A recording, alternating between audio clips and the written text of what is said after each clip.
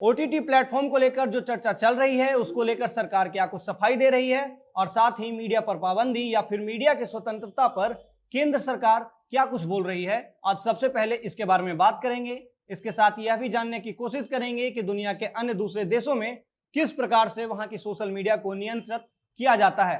इसके बाद बात करेंगे कांग्रेस के अंदर चल रही उठापटक की, आखिर क्यों अचानक से गुलाम नबी आजाद चर्चा में आ गए हैं, क्यों उनके केसरिया पगड़ी को लेकर चर्चा चल रही है।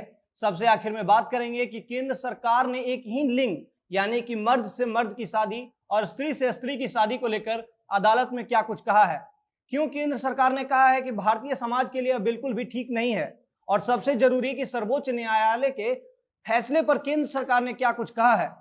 अभिवादन स्वीकार करें। मेरा नाम अंकित शर्मा है और आप जनता जंक्शन का विशेष कार्यक्रम जनता जंक्शन शो देख रहे हैं। जैसे ही ओटीटी प्लेटफॉर्म को लेकर सरकार ने बात शुरू की तो धीरे धीरे यह चर्चा डिजिटल मीडिया के स्वतंत्रता तक आ पहुंची है। सरकार पर आरोप लगना शुरू हुआ कि यह सरकार मीडिया की स्वतंत्रता को खत्म करना चाहती है। इस पर सफाई देते हुए केंद्रीय मंत्री प्रकाश जावड़ेकर ने कहा है, एक निजी चैनल से इंटरव्यू देते हुए कहा कि सरकार सिर्फ सबको एक समान अधिकार देना चाहती है। पहले भी सरकार के तरफ से कहा गया कि टीवी चैनलों के लिए देश में कुछ नियम है, इसी प्रकार डिजिटल मीडिया या फिर कंटेंट क्रिएटर को कुछ नियमों का पालन करना चाहिए। आज भी केंद्रीय मंत्री ने कहा है कि अगर टीवी के लिए रेगुलेशन बोर्ड है तो फिर ओटीटी के लिए ऐसा क्यों नहीं हो सकता।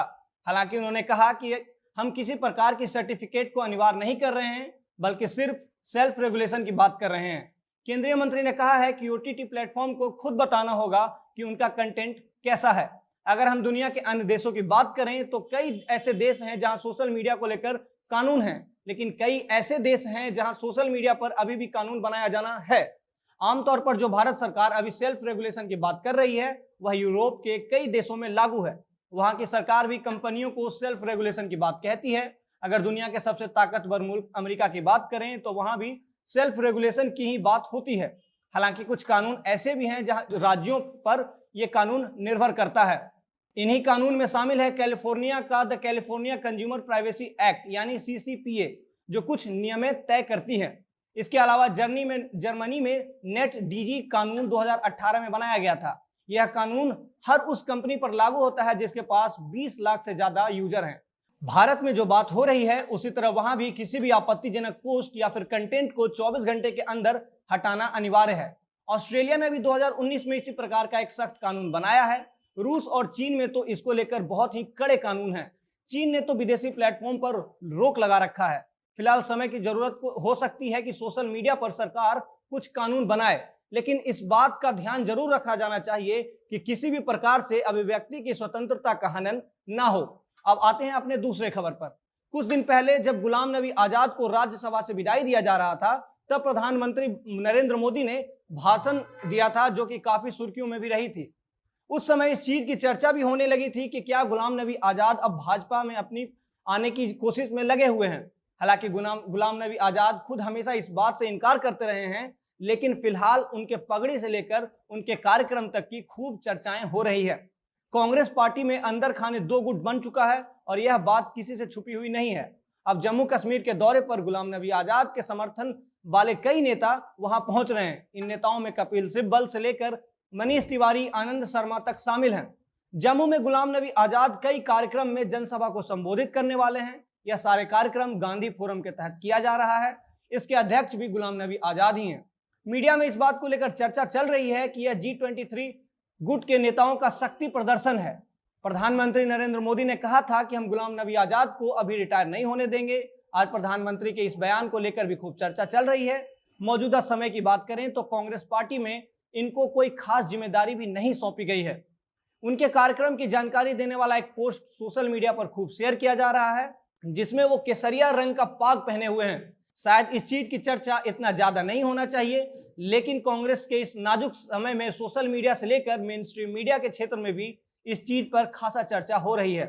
फिलहाल आगे आने वाले 2 दिन में देखना होगा कि क्या गुलाम नबी आजाद या फिर उनके ग्रुप में शामिल कोई अन्य नेता केंद्र सरकार पर खुलकर हमला करता है या नहीं। अब आते हैं अपने आखिरी खबर पर। दिल्ली हाईकोर्ट में हिंदू मैरिज एक्ट और स्पेशल मैरिज एक्ट के प्रावधान में बदलाव के लिए एक याचिका दायर की गई थी। अब केंद्र सरकार ने दिल्ली हाईकोर्ट में हलफनामा दायर किया है हलफनामा में केंद्र सरकार ने इस पर कड़ा विरोध जताया है। दरअसल दिल्ली हाईकोर्ट में एक याचिका दायर कर इस बात की इजाजत मांगी गई थी कि एक लिंग में शादी करने की अनुमति दी जाए।